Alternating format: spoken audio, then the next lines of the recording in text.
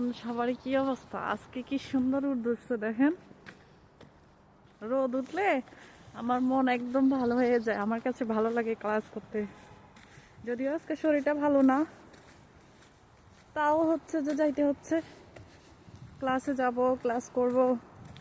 এখানে আসলে আসার পরে আপনি মোটিভেশন পাবেন।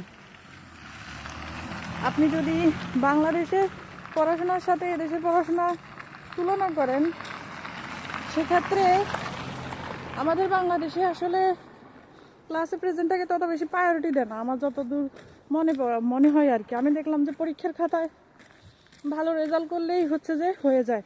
ওভারঅল পুরো বছরে আপনার কী ধরনের অ্যাচিভমেন্ট ছিল সেটা দেখে না।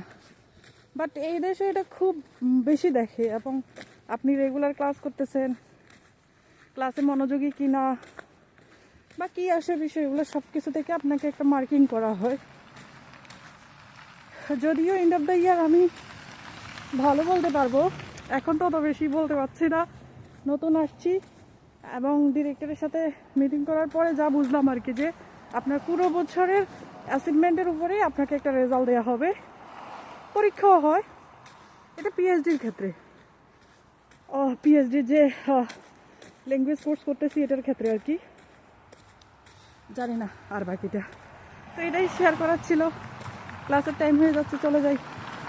Tata and take care.